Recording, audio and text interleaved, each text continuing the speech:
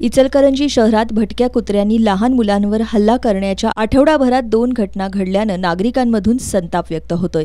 मनसेच्या वतीनं महापालिकेसमोर निदर्शनं करत आरोग्य अधिकारी डॉक्टर सुनील दत्त संगेवार यांच्या राजीनाम्याची मागणी करण्यात आली।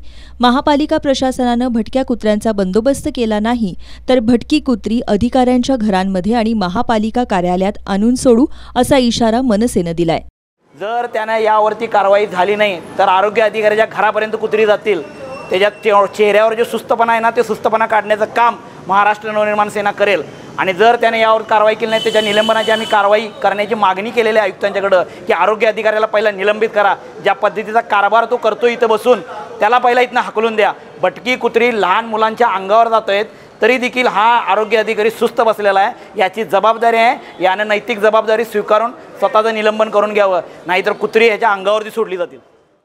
गेले 6 महिने झाले सातत्याने महाराष्ट्र नवनिर्माण सेना भटक्या कुत्रा संदर्भात की जी आम्ही मागणी करतोय की त्यांच्यावर निर्बीजकरण झालं पाहिजे आणि भटक्या कुत्र्यांचा बंदोबस्त झालं पाहिजे। असं मी गेले 6 महिने झाले महानगरपालिकेला आम्ही वारंवार पत्राच्या माध्यमातून आम्ही ते काम करतोय। पण यातून हे दिसून येते की आरोग्य विभाग आणि इथले आरोग्य अधिकारी कुठेतरी या कामामध्ये दिरंगाई करतात, तर यांचा राजीनामा मागितला पाहिजे। इचलकरंजी शहरातून आम्ही देखील त्यांचा राजीनामा मागतोय आणि मी महानगरपालिकेला सांगू इच्छितो जर तुम्ही येत्या 8 दिवसामध्ये जर भटक्या कुत्र्यांचा बंदोबस्त किंवा निर्बीजकरण नाही केला तर इचलकरंजी शहरातली जेवढी भटकी कुत्री असतील इथं आणून सोडण्यात येईल। कारण की ज्या दिवशी यांना जरा चावा घेतल्यावर त्यावेळी कळेल की एखाद्याचा जीव गेल्यावर त्या घरात जे काही दुःख असते ते जरा यांना कळू दे, त्याशिवाय हे सुधारणार नाही।